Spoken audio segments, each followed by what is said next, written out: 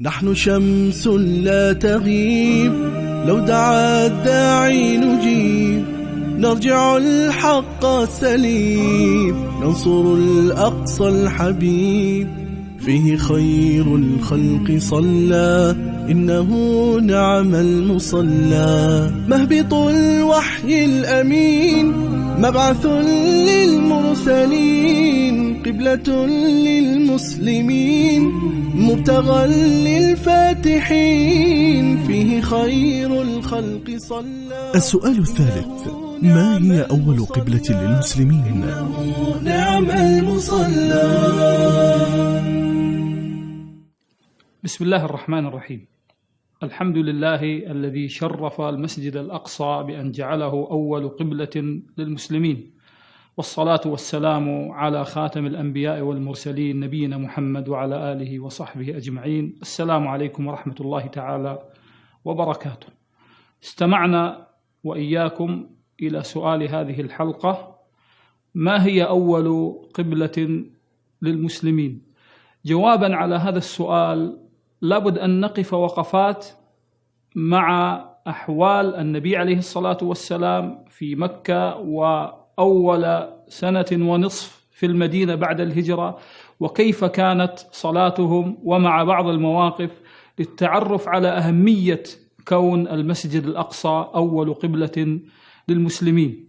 إن القبلة فيها دلالات وإشارات عظيمة ومهمة لتوحيد صف المسلمين، ففيها معنى التآخي والتآزر والتآلف، فهي عنوان القوة والوجود. إذ لو ترك كل إنسان يصلي إلى القبلة التي يريد لحصلت الفوضى والاختلاف بين الناس.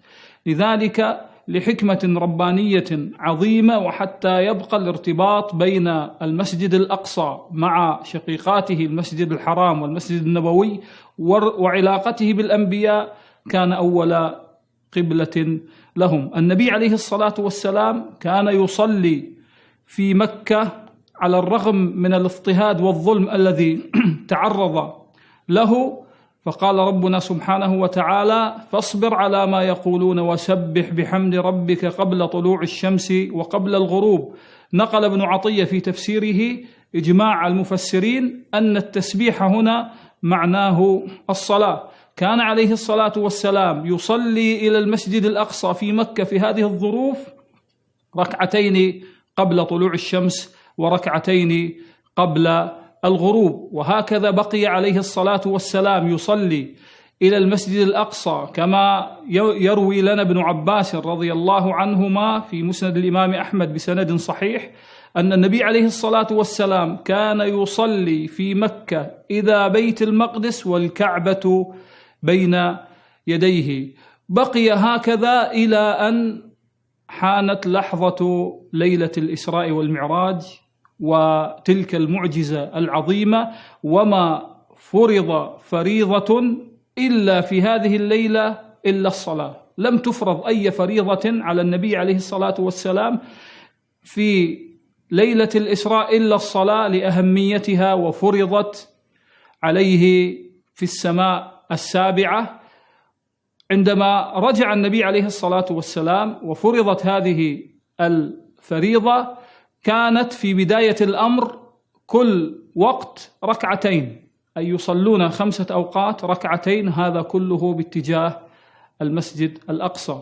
وعندما اجتمع النبي عليه الصلاة والسلام في هذه الليلة وصلى بجميع الأنبياء إماما، إلى أين صلوا؟ صلوا إلى المسجد الأقصى في حدث مهيب عظيم لم يحصل عبر التاريخ مكانيا وزمانيا إلا في هذه الليلة، وإلى القبلة الأولى، إذ صلى النبي عليه الصلاة والسلام مع جميع الأنبياء كما ثبت في الحديث الصحيح إلى المسجد الأقصى. وبقيت هذه القبلة الأولى هكذا حتى هجرة النبي عليه الصلاة والسلام ومن معه من الصحابة إلى المدينة.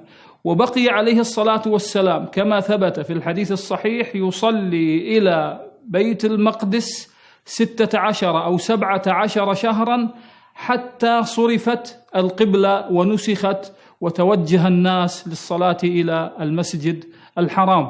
فحري بنا أن نقف متأملين لأهمية وحقيقة أن المسجد الأقصى هو أول قبلة لم يأتي اعتباطا ولم يأتي مصادفة، بل لما له من الدلالة العقدية التاريخية والارتباط المتين القوي مع المسجد الحرام، حتى تبقى هذه الأمة مستحضرة لمكانته ودائمة لذكره وإظهار فضائله لجميع الأجيال. وهنالك ارتباط حتى من حيث البنيان والتصميم الهندسي للمسجد الأقصى، إذ أن قبلته متجهة إلى المسجد الحرام ونسبة الانحراف 3 درجات فقط، وهذا ليس من قبيل المصادفة. إذن لكون المسجد الأقصى القبلة الأولى أهمية عظيمة في ديننا. نترككم في رعاية الله وحفظه، والسلام عليكم ورحمة الله تعالى وبركاته. نحن شمس لا تغيب، لو دعا الداعي نجيب، نرجع الحق السليم، ننصر الأقصى الحبيب.